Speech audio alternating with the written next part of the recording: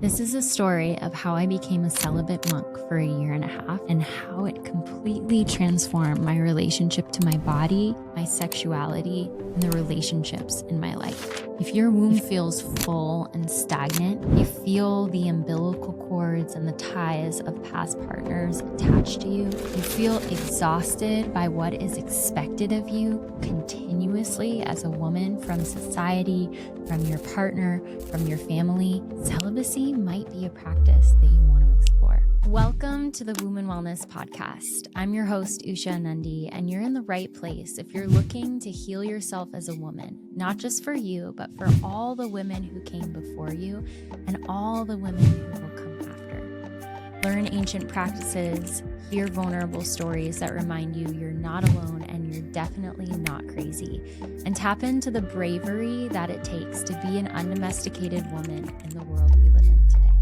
In this episode, I'm going to tell you about my experience of celibacy and exactly why it was so powerful as a full body and life reset for me.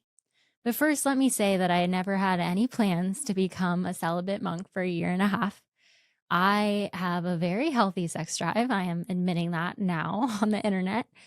And it was a big stretch for me to do this practice, but it was hugely powerful in so many ways because I got to reconnect with my sexuality and my eroticism on my own terms. So let's start all the way at the beginning with the family that I was born into. I was born into a very religious Irish Catholic family where I learned early on that my body was for my husband's pleasure and that being sexual, expressing myself sexually was a sin. And so I had a lot of parts of me that were very repressed from a very early age. And a lot of my sexuality was coupled with shame. I would try to shove it down and shove it down. And you know, Carl Jung, the famous psychoanalyst, says, what you resist persists, or until we make the unconscious conscious, it will rule our lives and we will call it fate.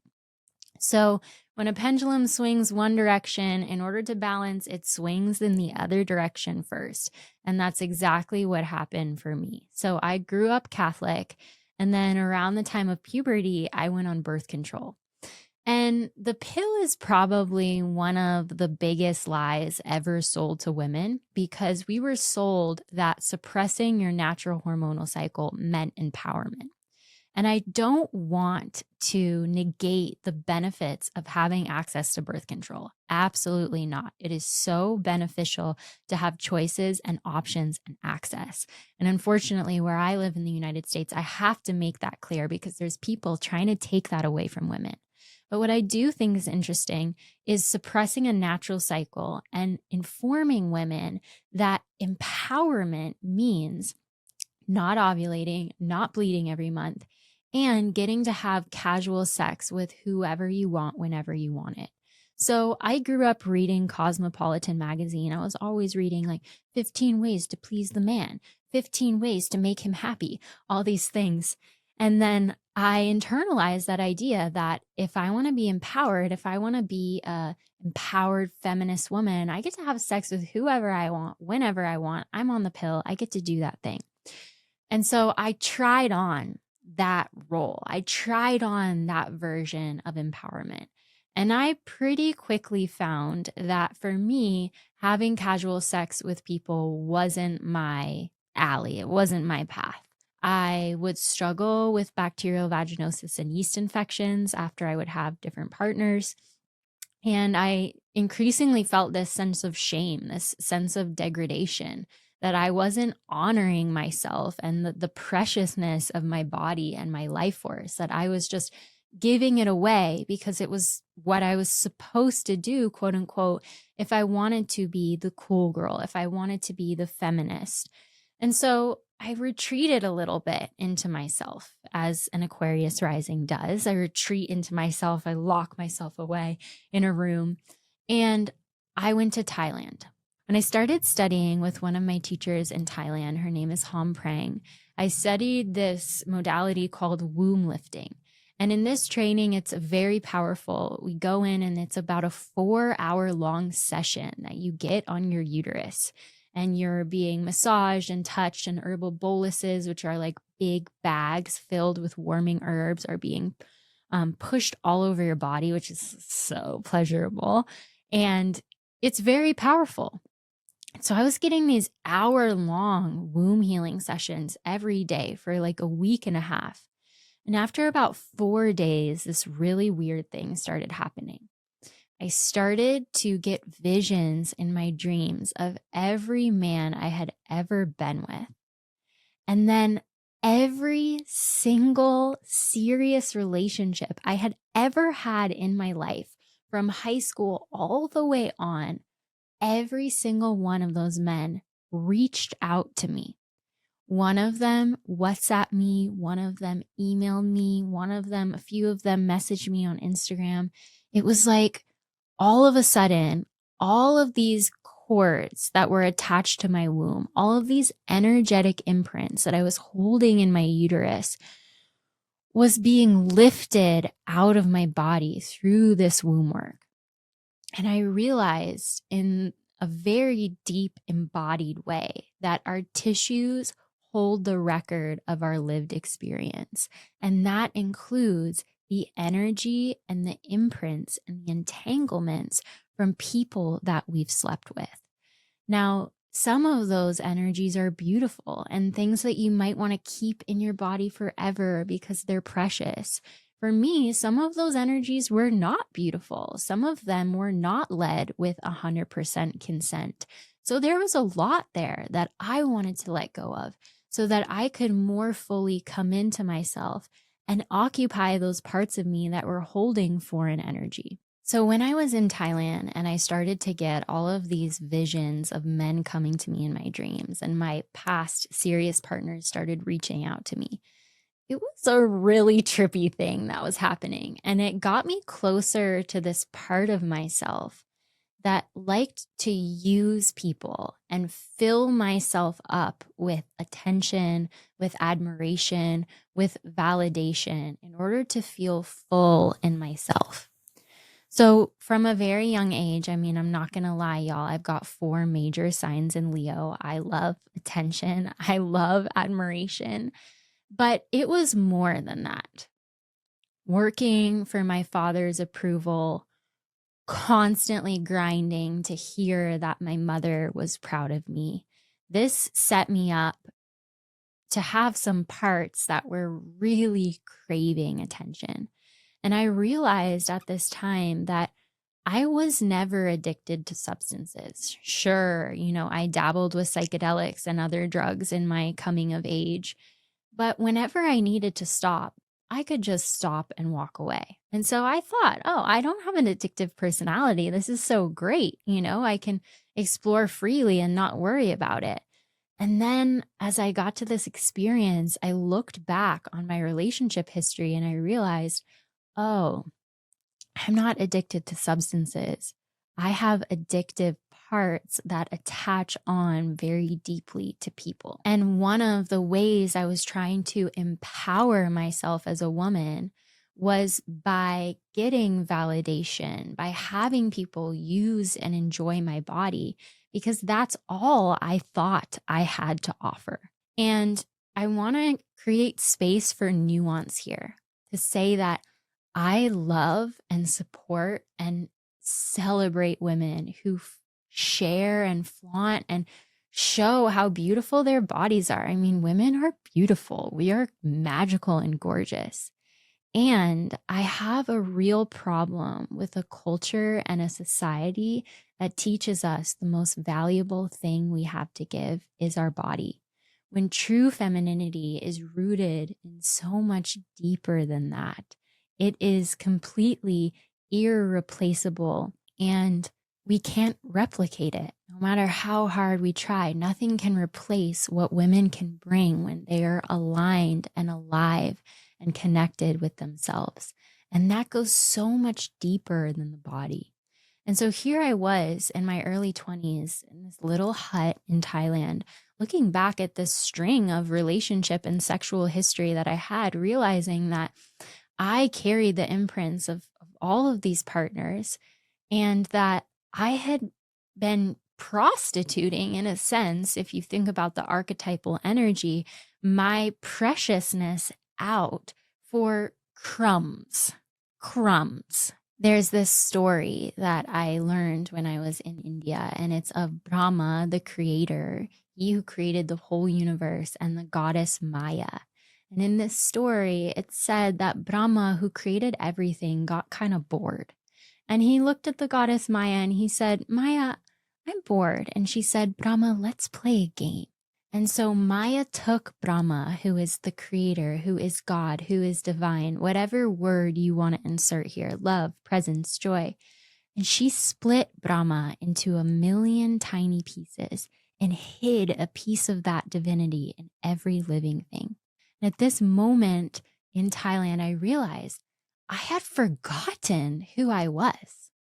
I thought that I was just this meat suit, that I was just here for other people's enjoyment and that I could share myself. And this is empowerment. But why then did it leave me feeling so empty, so broken, so full of shame inside? You could say, oh, that's just your Catholic guilt. And I will confirm Catholic guilt is a very real thing that I still deal with today. But I think it was deeper than that. I think it was me forgetting the magic of what I'm really here to offer, and that it's so much deeper than just giving my body away. So that was a turning point for me in my life where I decided from here on out, I'm going to have really, really intentional, really deep and powerful sexual relationships. And that's all I'm going to entertain from here on out. So right after that, I ended up finding partnership with my daughter's father, and we ended up getting pregnant. I carried her, such a beautiful child. We had her together, and then we broke up when she was 13 months old.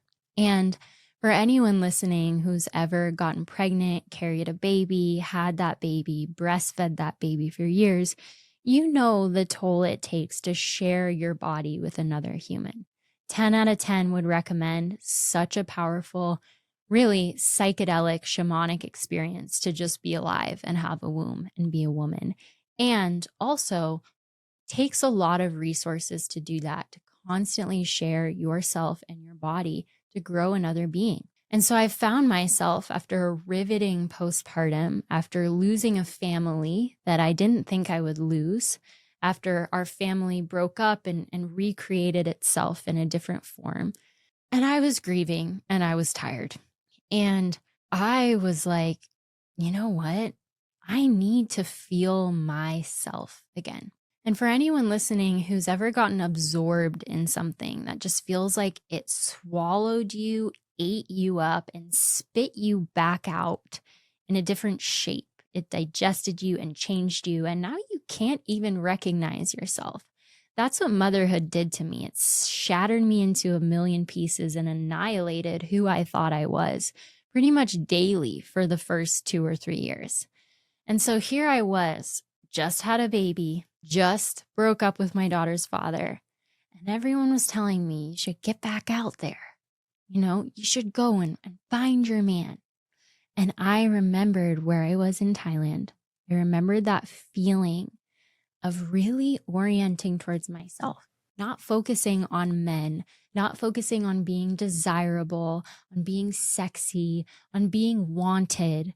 For once in my life, I was just focusing on me. I wasn't performing or trying to be anything. And I longed for that again. And so I decided there that I was going to take a vow of celibacy. And I didn't know how long it would last, but it ended up lasting 1.5 years. And in this time, I want to make it clear that first, celibacy is not about punishing yourself.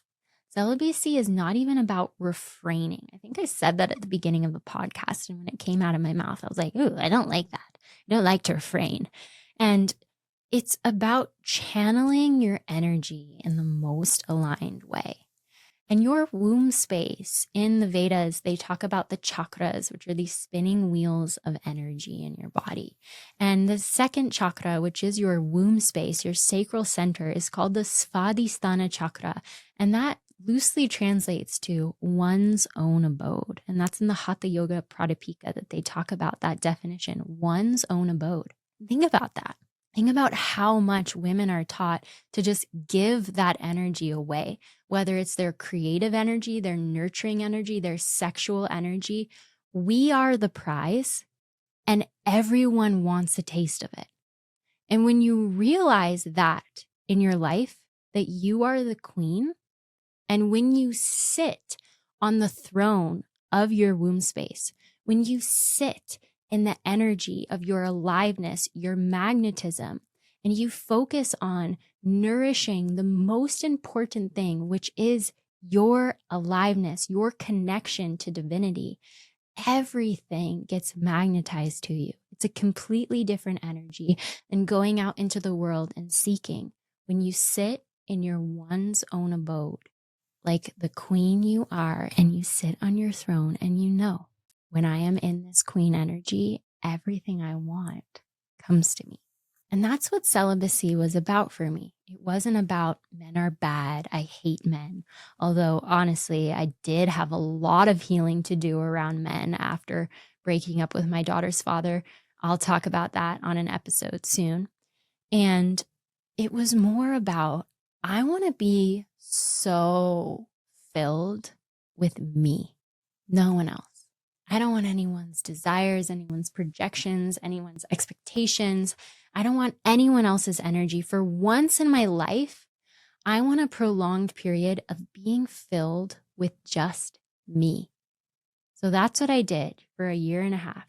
So a lot of people have been messaging me on our Instagram and saying, what do you mean, Usha? Did you not masturbate? Did you not self-pleasure for a year and a half? And no, I'm not that much of a monk, okay? What I did is I took this time to restructure my relationship to pleasure.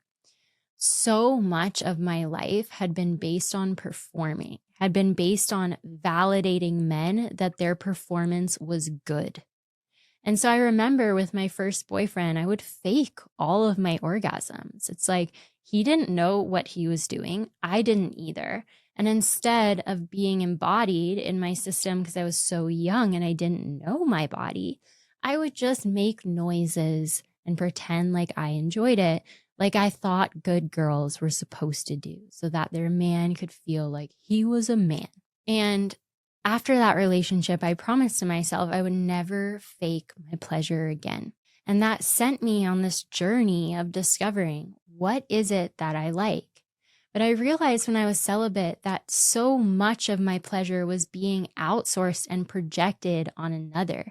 I was putting the pressure to make me feel good on someone so that they would know my body, so I didn't have to. And when I became celibate, I had no choice but to look inwards to source that pleasure. I did rituals in my living room with oil and roses. I used feathers. I used so many different things to awaken my senses and discover, what is it that I like? So that when I was ready to re-enter into partnership, I was doing so from a place of sovereignty. I was doing so from a place of knowing what I liked and knowing what I didn't. So my question to you is, where in your life are you outsourcing your pleasure? Where in your life are you expecting a man, a woman, a partner to treat you how you want to be treated? And how can you focus right now on doing the only thing you have control over, which is giving that pleasure, giving that feeling to yourself? And that's not saying we have to wall off the world and become self-dependent superheroes. That is saying that the more you make your life pleasurable, the more that energy is going to find you. The more you bring sensuality into your day-to-day life with soft fabrics, with delicious smells, with nourishing food that makes you feel excited and warm, the more sweet and erotic life in general is going to become. So during this time of celibacy, I focused entirely on myself. Celibacy is such a powerful, rebellious practice because it allows us to connect with the true essence of ourselves. And that's what I was doing here. Celibacy isn't about refraining, about punishing. It's like a cleanse, a fast. If you've ever done that before, you know the clarity that comes afterwards. Your senses get sharper, your mind gets clearer, you feel lighter. And that's what celibacy offers to us. It was about cleansing my body of any foreign energy so that I could be filled so fully with just myself. Not any man's desires, not any man's expectations, not anyone's projections of what I should be, that I could be filled so fully with myself, feel so truly my own aliveness, and live my life from that place. And I'll tell you that when we learn how to harness and work with that energy, it's one of the most powerful healing energies in the world. It allows us to birth our greatest dreams into reality. It helps us to make the life we want to create and call in the people we want to share it with. It supports us in building our dreams and sharing them with the world. And so during this time, it was like a cocoon. And you know that butterflies, when they go through metamorphosis, they have to become, caterpillars have to turn into complete goo. They disappear in entirety, only to be recreated as something completely new. And that's what celibacy is like. We withdraw from the world and we take the energy back that we've been giving to others and redirect it to nourish ourselves. So whether you want to become a celibate monk or not, like I was, whether you're looking for a brief period of cleansing, of fasting, so that you can restore and renew your body after a hard relationship, after a string of hard relationships and connections, I highly recommend this practice that helped me restore my connection with myself, honor my femininity, and really deeply connect with my own aliveness again.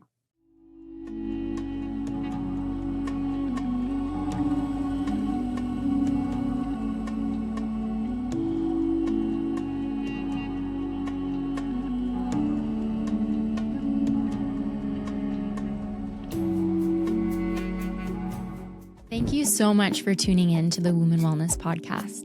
If this episode touched you in some way, it would mean so much if you could subscribe and download this episode.